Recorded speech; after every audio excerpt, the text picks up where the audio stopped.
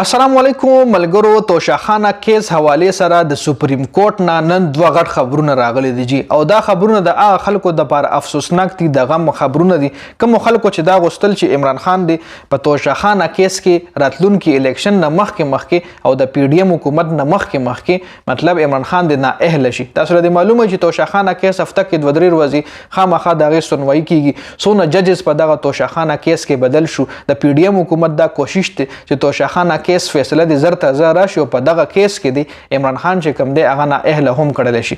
نو اوس توشاخانه کیس حواله سره نوې اپډیټ راغلی چې نن های کورټ نه کوم اپډیټ راغلی سپریم کورټ نه نو غستا وړاندې کېدم. ویډیو خپل هم مکمل ګورئ او مخکې ملګرو سره ضرور شریک کړئ. ټونه پهله خو راځو چې تاسو به کتلی وي توشاخانه کیس حواله سره څومره ججز بدل شو او توشاخانه کیس سنوي هفته کې دوه درې ځله خامخا کیږي. د پی ډی ایم دا کوشش ته چې زموږ حکومت ختمېدو نه مخکې عمران خان نه اهل شي خو بل طرف ته عمران خان هم ډټ کر مقابله کوي. بل طرف ته عمران خان هم ډټ کر ولاړ دی او دغه کیسونو او د ججز وغیرہ څومره هم سوالونه کیږي په کورټ کې دغه ډټ کر مقابله کوي عمران خان. نن خواجه آصف سپریم کورټ کې پیش شو. جسټس جی افریدي وی چې اسلام آباد های کورټ کې کم د جج کنډکټ درخواستونه جمع شوي پیله به د هغه فیصله کیږي او هغه نه پس په سپریم کورټ کې د عمران خان د توشاخانه فیصله کیږي. پیله چې د جج په کنډکټ باندې کم درخواستونه جمع شوي دي په های کورټ کې په اسلام آباد کې نو د هغه فیصله به کیږي. نو بیا به جج لګي نو د توشاخانه کیس فیصله به کوي کنه. پهله به هغه فیصله کیږي بیا به جج چې کوم دی توشاخانه کیس ډیسایډ کوي. های کورټ کې د جج کنډکټ درخواستونه جمع شوي پهله د هغه فیصله دی وشي. سیکشن 526 مطابق جج تر هغه فیصله نشي کولی تر څو چې د ججز د کنډکټ فیصله نه وي شوي.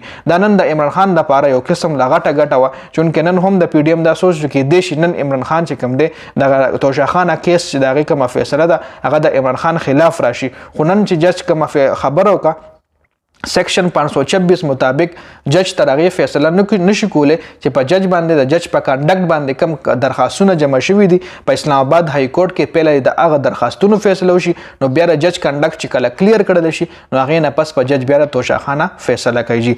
نو اوس په په اسلام آباد کې های کورټ کې فیصله کیږي.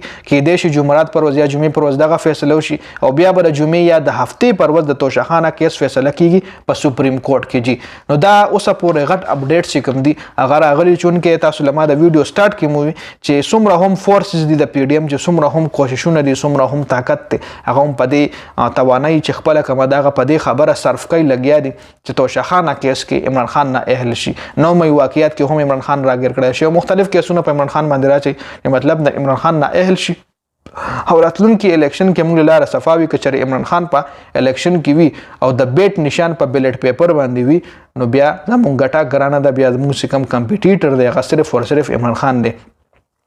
بل طرف ته پیپلز پارټي هم غواړي چې مطلب عمران خان دی د پیپلز پارټي چې کوم دا غلګ ډیر فیور د عمران خان کوي مطلب ټوټلی د عمران خان اگینست نه ده. په دې وجه باندې چې کله د پی ډی ایم حکومت راغو نو مسلم لیگ نون چې کوم دی ټوټلی پیپلز پارټي چې کوم دا اګنور کړی و دا پاکستان پیپلز پارټي خبره ده چې څومره هم لکه دی چې هغه بل کم څومره هم رولز اینډ ریګولیشن په ملک کې اپلای کول نو هغې کې بیا د هغوی څه فیصله یا د هغوی څه خبره مبره نه منله. څنګه چې د پاکستان کرکټ بورډ چیرمین بیا زکا اشرف راغو او نجم سیټي لرې کړلی شو. نجم سیټي د مسلم لیگ نون سړی او زکا اشرف د پیپلز پارټي سړی زرداری پې زورور شو خپل سړی راوستو د پی سی بي چیرمین. اوس په راتلونکي الیکشن کې پته لګي که چې راتلونکي الیکشن کې د مسلم لیگ نون حکومت راغو یا د پیپلز پارټي حکومت راغو یا د عمران خان په الیکشن کې پاتې شو د عمران خان حکومت راغو نو بیا به د پی سی بي چیرمین رمیز راجا شي او که د مسلم لیگ نون حکومت راغو نو بیا به د پی سی بي چیرمین نجم سیټي شي او که د چرې د پیپلز پارټي حکومت راغو نو بیا به د پی سی بي چیرمین هم دغه ځکه اشرف پاتې شي.